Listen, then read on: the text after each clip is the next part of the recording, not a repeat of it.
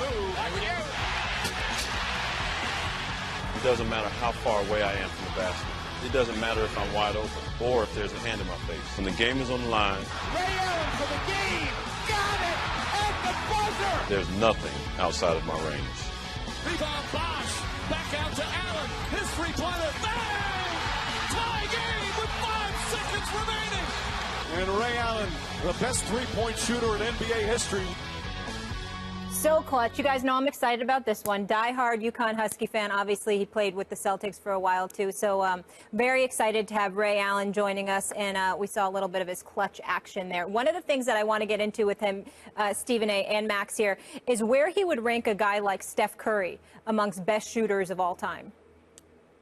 Thoughts on that? By the way, well, not only that, Steph is like a mobile artillery unit. He's a primary ball handler with handles who can get anywhere he wants and shoot it like with infinite range. What's interesting to me about Ray Allen is, on the one hand, his unique skill at the time, he just shot it better than anybody, you'd think would give him an advantage in that environment. The league just wasn't shooting like that, and today more guys shoot similarly, excellently from long range. On the other hand, with these spread pick-and-roll offenses nowadays, you might think Ray Allen would get even more touches, right? Like he wouldn't be as rare a commodity, but maybe would have, I don't know if it's possible to have even more of a green light, but maybe. Like, I wonder if he thinks this game now favors him in that way or somehow makes him less unusual. For me, here's what it comes down to. Steph Curry is a phenomenal shooter, period. Ray Allen caught and shot. He did, even though he could handle the ball, he didn't shoot off the dribble the way Steph shoots off the dribble. That's why I consider Steph Curry the greatest shooter. But obviously, Ray Allen is one of the greatest shooters in NBA history, always has been. Consistency was his thing from the outside. He was a sniper, a long-range sniper. Ray Allen is elite, no doubt. But I've never seen anybody shoot off the dribble the way Steph Curry does, which is why I always said he was the best shooter I've ever seen. Yeah, I mean, and it started with Steve Nash, who could also shoot off the dribble, but Ray Allen just was prettier when he did it. Speaking of that, let's talk to Ray. Our next guest, arguably the greatest shooter in NBA history, as I mentioned, of course, UConn Husky. You know, that means a lot to me. First all-time in three-pointers, 2-time NBA champion. He's also famous for one of the greatest movies of all time, Jesus Shuttlesworth. We welcome Ray Allen to First Take, who joins us on behalf of Polaris Slingshot. Ray, how we doing? I'm awesome. How are you guys doing? We're good. Thank you so much for being with us. So Ray, it's good to see you. What's up, Max? It's good to see you, Ray. It's good to see you. First of all, retirement, how has it treated you? Damn it, when the hell are you coming back? Because the way the game is played today, a lot of teams could use you. Yeah, I hear that. And I've watched enough basketball. It's interesting just seeing from the sideline. First of all, you know, retirement's been great. I've had opportunity to travel, spend time with my children. But the game seems like it's in a great place. I get to see there are a lot of people shooting that three ball. The big guys, you see them shooting those threes. So it's interesting to watch right now because, you know, when I first got into the league, there was so much criticism about shooting the three, and that small ball couldn't win. But now the game has evolved, and you see a lot of people shooting that three ball. Ray, before you joined us, I mentioned this subject to the guys. And speaking of three-pointers, we mentioned you are the all-time king there. But this guy, Steph Curry, he's coming hard, already in the top 10. Where does he rank on your list of best shooters ever? I think right now, from what I've seen, it's easy for me to say that he's the best that I've ever seen shoot. I've seen some great shooters.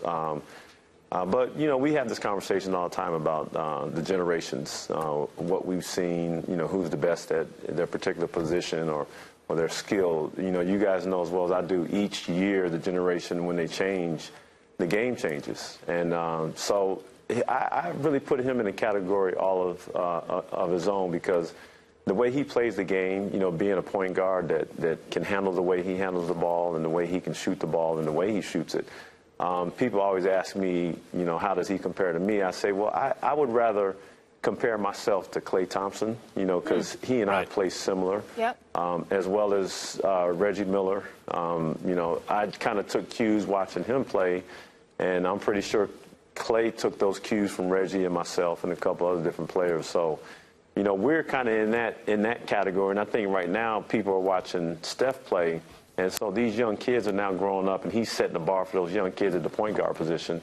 So I think he's setting the bar all of his own, and it's kind of different from what I've been able to do. Primary in my ball handler versus playing off ball. It's funny because Steph may be the greatest shooter of all time, but he may also not be the best shooter on his own team. That's how much they shoot it nowadays and how well. Speaking of that, Ray, does your unique skill, you just shot it better than everyone, did that give you more of an advantage in an era where fewer people were doing it? Or does the fact that the game has changed with the spread pick and rolls now, would that mean you'd be even better in this era? How do you view that? I believe there were, I think, back in when I first got into the NBA. First of all, let me go back when I was watching the NBA. I had a guy, we all had a guy by the name of Vinny the Microwave Johnson. Like, this guy seemed like he never missed. You know, Michael Thompson, Dale Ellis, Del Curry, guys like that. The list goes on. You could talk about so many great shooters over the course of the NBA history that ushered me into this game. And then when I got into the league, you know, you're talking about, you know, Reggie, Wesley Person, Chuck Person.